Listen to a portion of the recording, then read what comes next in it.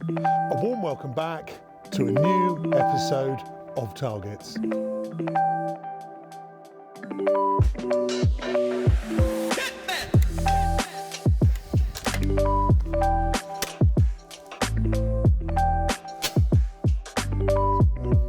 So, in today's show, we're going to be looking at the looping target. Thank you very much for your comments. Lots of people asking for said target, and a few of you mentioning stand 17. Now, to anybody who hasn't been to the school, that will be meaningless. Stand 17 is a stand in the school that, amongst others, has a big looping target on it. I thought, as ever, let's take a nice soft approach. Let's break it down a little bit. Our stand 4 is actually a looping target, but it's a very mellow version of. Like ever, as in when we're training, when we're teaching people, start slow, start strong. Build, get your confidence, get your groove, get your style, get it all tidy, and then take it and put it onto bigger targets, i.e. maybe slightly faster, longer distance, and of course then usually requiring, say, more lead. The generics have to be in place, okay? We want to be confident in our stance. Are we pre-mounted, half gun down? We mentioned that before in an old episode, or full gun down. Doesn't matter, whichever way is most comfortable. That needs to be absolutely on point. Mounts in the cheek, nice and confident, nice and strong. Those are your generics.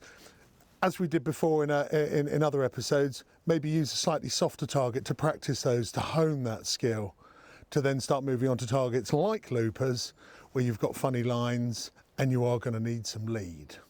Okay, that said, I'm now going to show you this clay. Like I said, it's a looper, it's coming right to left. It's nice and subtle, it's not too far out, and it's actually not as fast as it looks. So if we take a view, pull, target's released, it's climbing up over the green hedge, looping and dropping down on the left. So it's coming up from the right, dropping down on the left. Now there's a few approaches here. For me, as I see it, the warmest approach, the calmest approach is going to be the pull away, you know, the method, CPSA terminology.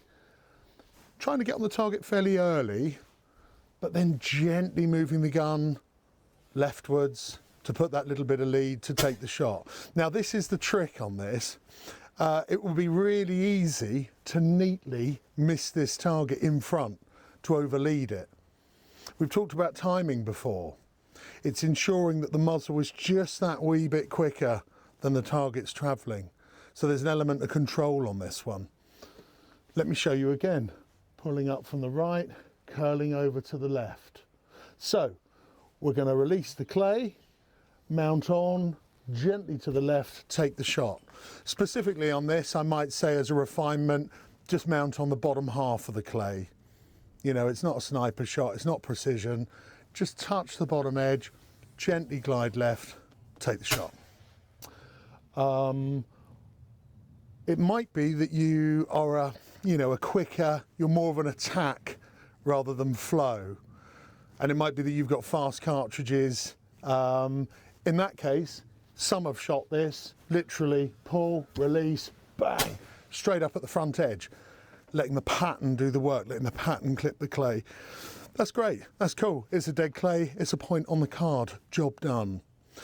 But I really want to use this to practice calm flow rather than attack, so that then when we go down to that bigger looper, which I think is the nemesis target, that really is a target that requires movement and focus rather than a snap and a snatch, okay? So the key points to remember again: set up, you remember, kill point, hold point.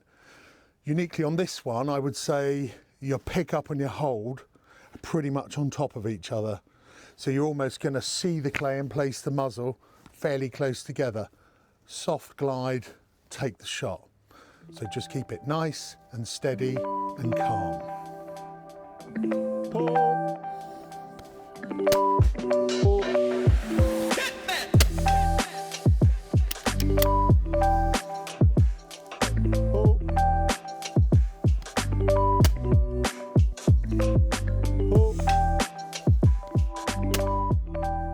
So, with all that practice in mind, subtle movements, nice and controlled, stance, mount, everything else, we can now take that down to a bigger target. And I'm here at stand number 17, which to the layman who hasn't visited the school is of course the big looper. Not dissimilar to the top one, same direction, coming up from the right, dropping down to the left, lots of sky behind it, so no focal points. So we really are relying on what we've practiced: stance, kill point, muzzle control, timing, more importantly, and as important as timing is being aware of what style we're going to shoot and not just, you know, swinging the gun and hoping, right? So the top target I suggested, pull away method, and I said specifically as a target, started to climb, an early mount on the bottom edge, pull away to the left, take the shot. Repeating myself, I know, pull away just a little quicker than the target's traveling. That's down to you. You're not hesitant, you're not sort of waiting, thinking, but equally you're not firing or pulling the gun, you know, at 100 miles an hour. It's that slightly quicker than the bird. Nice timing, on, away, bang, as it drops down. That's the perfect way to approach this, because it's doing the same thing. All that's going to trick you, as the trap setter does, is speed and distance. And usually, as I said earlier, it makes people speed up. So if we have a quick look at this one, again, coming up from the right, flying over, dropping down in the left, as I said earlier, pull away is a perfect approach, because what you're in effect doing is allowing the clay to drop down into the shot. Now there's two ways I see of doing that, or rather not so much two ways, but there's two different times. We can sort of get on fairly early, pull away at the given speed, you know, muzzle being fractionally quicker than the clay to take the shot. Or as some do is imagine sort of a rectangle, big rectangle. And as the clay's coming up and it peaks, let's say top right, you're mounting underneath and then pulling away to shoot bottom left. So you sort of box it, okay? And that works quite nicely for some people. The distance you mount underneath the clay, well, that's down to the day, the wind, the weather, distance, speed, and so on and so forth. And that's where our, you know, feel is important, because then instinct kicks in and it's an instinctive reaction rather than, you know, too much of a calculation, which, as we know, can then get you overthinking and ultimately missing the shot. Very difficult to maintain lead because of the line of the bird. You'd be getting in front and almost, you know, moving in a sort of a curved line, which is ridiculous. Swing through, yes, arguably, mounting on the bird, pulling away. I suppose there's no reason why one couldn't mount just on the back edge, which technically is a swing through. But if you are, or you do have a tendency to give a bit of what I call back lead, that might then be enough to catch you out, because it's that extra time spent in getting to the bird to then get in front. The timing's wrong, okay? But you can personalise this. There might be someone that comes in and immediately inserts the barrel in front and takes a quick shot, as I said earlier, with a fast cartridge, and it works. There are a melee of approaches. Our angle, as always, is just to give you a nice, neat starting point. Get you out the trap, get things moving, get you understanding timing, the feel, the movement, and then of course you can personalise it. You might stay quite slow, you might speed up, etc., etc. But just remember, take the soft approach, find the target, find the feel, practice the sort of basics, keep the feet correct as well, get everything lined up, and then, as I said earlier, slow, methodical practice.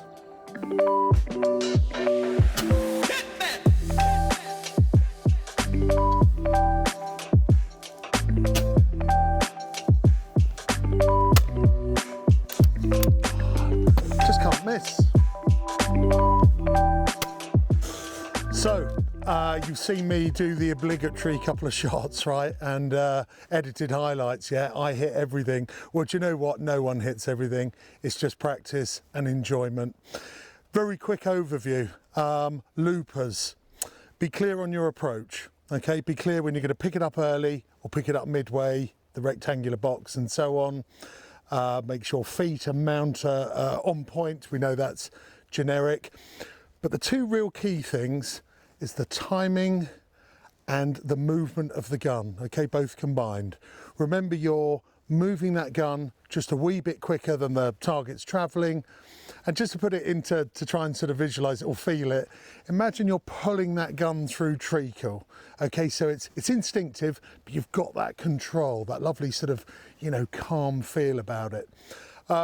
We've had a great day here today, and as ever with the wonderful British summer weather, we've now been caught out with a little bit of drizzle.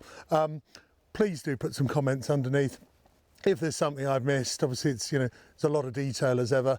I'll be happy to answer as best as I can, but I hope this gets you, you know, off the ground, shooting those loopers, and of course I'll look forward to seeing you again really soon on targets.